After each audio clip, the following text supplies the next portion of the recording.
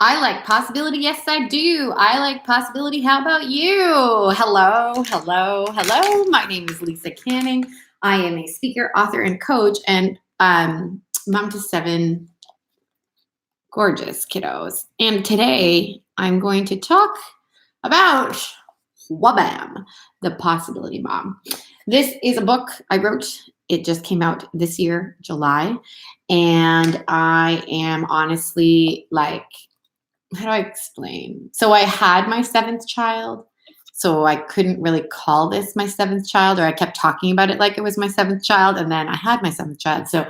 And I'm having my 8th child. So I can't really, long story short, I'm really, really, really proud of this book.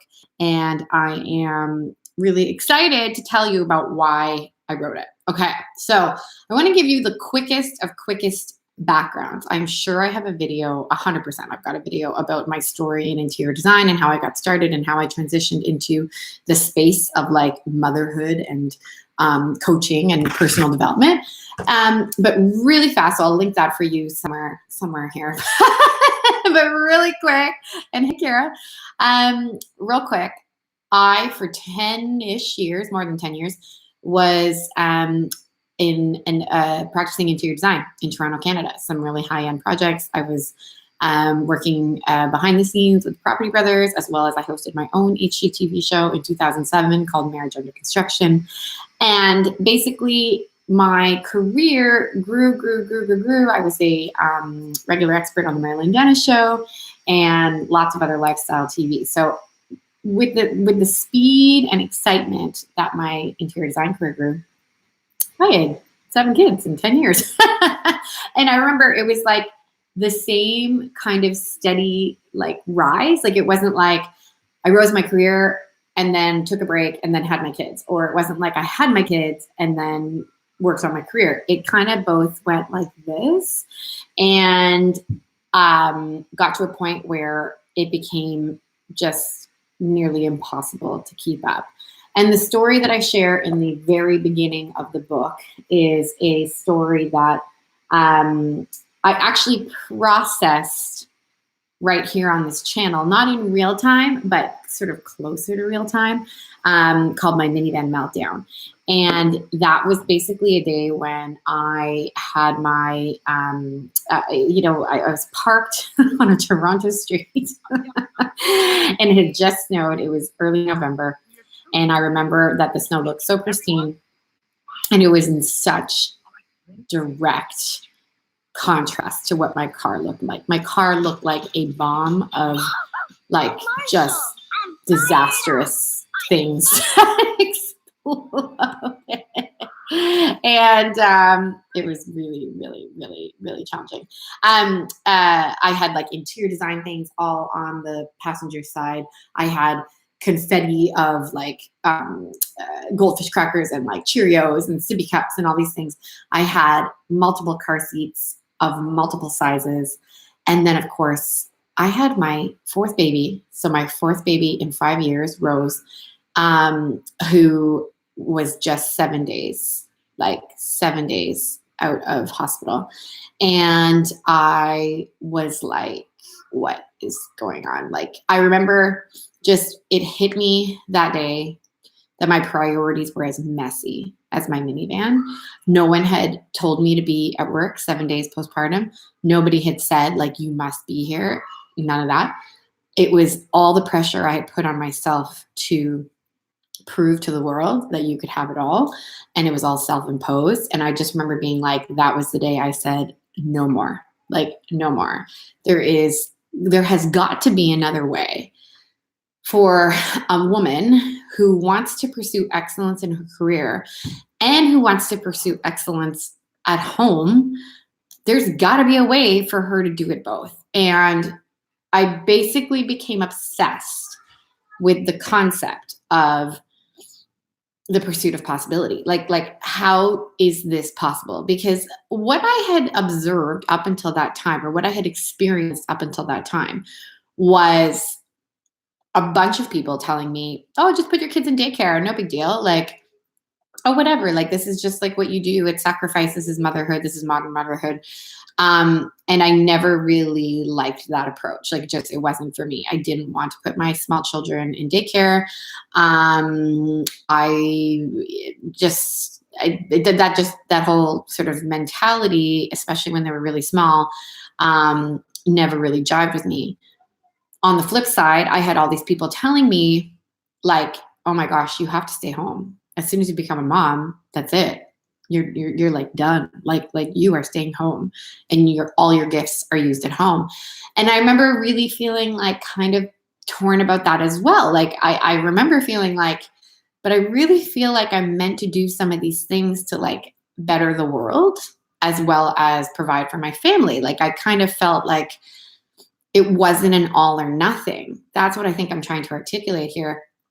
And so I basically became obsessed with the pursuit of how to have it all, and how to have it all well, and how to have it all, but not at the expense of your health, your marriage, or your relationship with your kids.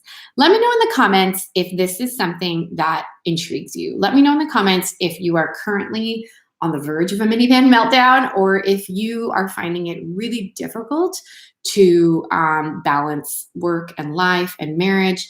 And maybe let me know what currently isn't like doing the best right now. You know, what I remember, there's this quote in The Devil Wears Prada where Anne Hathaway's character turns to Stanley Tucci's character and says something like, my relationship is hanging by a thread. And then his character says, you're probably due for a promotion. And that is what my first 5 years of motherhood was like. Essentially just constantly apologizing to my husband because I was always working, like constantly asking him to just hang on there, honey, like just another like couple weeks and then it'll all be over. But like, it was never all over. I would take on a project, finish it, and then it would be on to the next. And I was always in a bit of scarcity mentality of like, well, if I don't take the next project, what's going to happen? Like, am I going to be able to still, do well in this industry, blah, blah, blah, blah, blah. So how did this happen? I basically became obsessed and I read everything there was to read and bought everything I could get my hands on the topic of time management and productivity. And people like Michael Hyatt, Charles Duhigg. I was reading things by, Think and Grow Rich, that kind of stuff. Like, what else was I reading? Literally like anybody, Claire Diaz-Ortiz wrote a book about designing your day. I read a book called Design Your Life. Like I just became absolutely obsessed with the concept of time management. And people started to notice, like people started to see that I was making changes in my life. So I started things like creating boundaries. Like I was going to be at my kids' school to pick them up 3 days a week. That was my first hard boundary. And then I started making all kinds of other boundaries. Like I will no longer do projects, interior design projects that require implementation. I will no longer do design consultations outside of the GTA. Like I basically just started to make all kinds of boundaries. But people started to notice and ask me questions like, it seems like you're still like making money and enjoying your career, but you're also like showing up for your marriage and you seem to be around the kids' school more, like all these things. And I was like, you're right. People became like kind of, they were like, I don't care about your interior design advice. They were literally like, come and help me like plan my life. And that's where the book came from. Like literally, that is sort of that literally it is the story of the last 6 years of my life, or I guess 4 years of my life, because it took me about 2.5 years to write this book. From writing to being published, it was about a 2-year-ish period. And that's what the Possibility Mom book is. It is literally like all the things I did, all the guessing and the testing and the failing and the, I'm going to try this and then it didn't work. I'm going to try this. And then it was another emotional like landslide. I had many other minivan meltdown sort of type moments post my initial minivan meltdown. But it truly is for me like a step-by-step guide. If your life currently is chaos, and laden with guilt, I really do believe in my heart of hearts that if you read this book and you do the downloads and you like do all the exercises and you actually implement what is here, I really do believe that your life can be changed. Now, do I think this is an overnight process? No. I would say it took me, it was interesting. One of the people in my group, and feel free, I'll put the link below. It's the Possibility Mom Success Circle on Facebook. One of the women in my group asked me, after your minivan meltdown, how long did it take for you to feel like you kind of had your act together, where you were able to go on dates without guilt, you were able to see your kids without guilt, you were able to work, and it kind of all felt like a lot more harmonious? How long did it take? I would say for me, it took about 2 years of like tweaking so many things. And I don't think it needs to take that long for you. If you are currently feeling this way, if you currently feel like I just can't go another day of crying, locked in my bathroom. I just can't go another day hiding behind the pantry door eating chocolate. If you're thinking like, I just can't go another day where all I want to do at the end, the only energy I have at the end of the day is Netflix and wine in bed, like, there is so much hope. That is why I wrote this book. It doesn't have to take you 2 years. I really do believe that you can make immediate change, like immediate change by implementing even just the first exercise in the book. I really do. And I think it's what we need. Like, that's a big reason why I wrote it, because as I started, and like I said, I've got a video that talks about my transition from interior design to this sort of personal development space. I remember sort of feeling like nobody's gonna want to hear me talk about motherhood, but then the opposite basically ended up happening. The number of people who would then start DMing me and just sharing their stories about how they felt like trapped in their situation and whatnot. It's an epidemic. I really do believe that it is an epidemic today.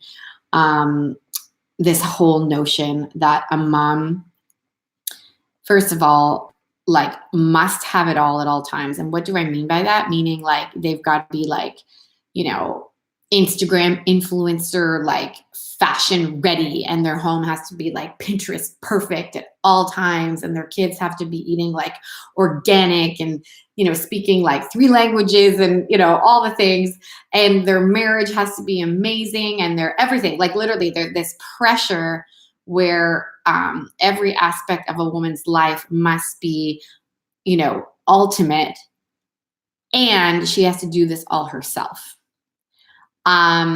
This is where it's flawed.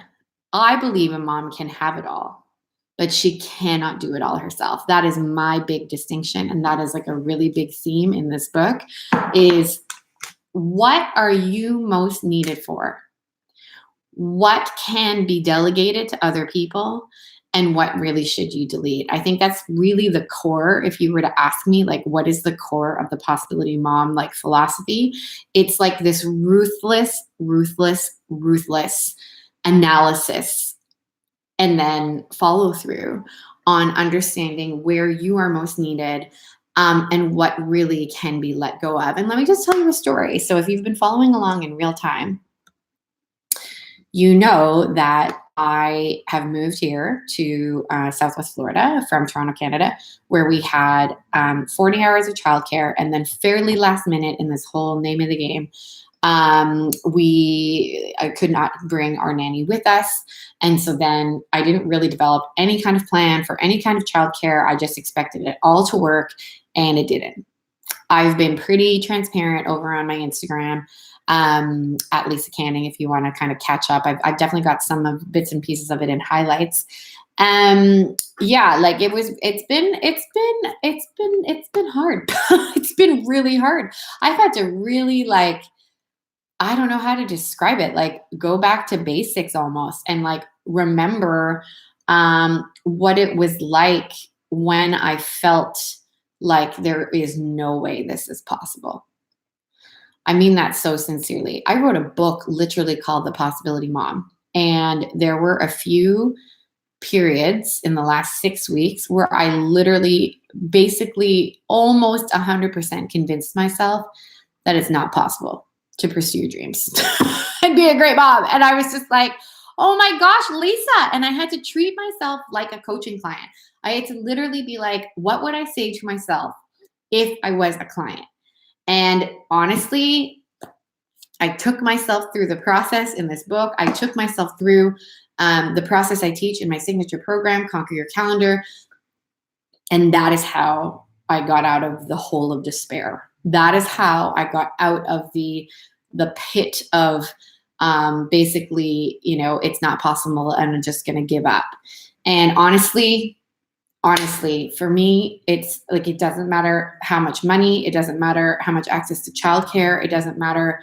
Honestly, like any limitation that you think is getting in the way of your dreams, I really believe that with strategy and with perseverance and with connection to why you want to do the thing you want to do. Here's the thing. I really believe that we are all put on this planet to do something that is amazing, whether that be working outside the home, contributing to the world in some way through your work, whether that be homeschooling your kids and writing a blog on the side, whether that be creating incredible opportunities or experiences rather in your home where you are hospitable and you open up your doors and create community, whatever it is, we are all called to do it. We're all put on this planet for a very specific purpose. And I believe it is our duty and that we owe it to ourselves and to our children and to the people around us.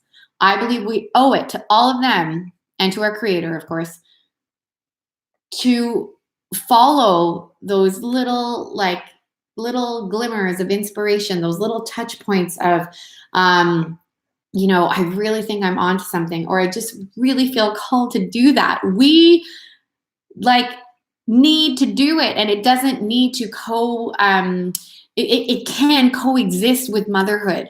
I used to just think that motherhood was the death of your dreams, and it is not. Okay? It is not. I am calling full-on baloney on all of that business. It is not the death of your dreams. Say it with me. Motherhood is not the death of your dreams. It can be where you flourish and where you find, honestly, your most incredible self. That is why I wrote the book. That is why I'm so passionate about it. That is why I really just want everyone in the English-speaking world for now, because it hasn't been translated yet, but it will be one day, I'm sure, to get their hands on this book. So Christmas is around the corner. If you would like a copy, you can get it real quick on Amazon. You can get it real quick anywhere you love to buy books, like Barnes & Noble. Immediately, you can get it on Kindle and on Audible. It is there for you. And I think this would be a really beautiful gift for, a daughter-in-law, a friend, a sister, anybody that you feel has something in them to give to the world and perhaps just needs a little bit of guidance. One of my favorite Amazon reviews was basically like, it's like you have a personal coach, but like in your home. And that's really what I think sets the book apart from maybe other self-help books in the motherhood space, is that it's like a step-by-step like mini retreat, a step-by-step like workshop.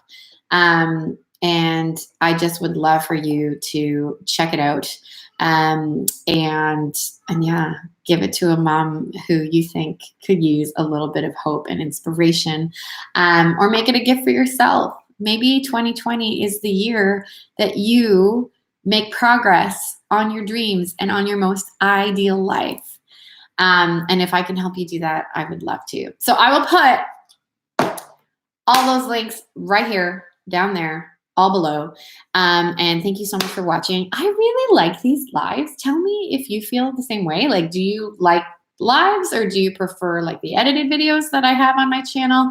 I'm thinking I'm going to do a combination of both from now on. So let me know. Let me know in the comments what you think about it. And just cheers, cheers, cheers as I go and cheer my little baby Phoebe. Cheers to designing your beautiful life.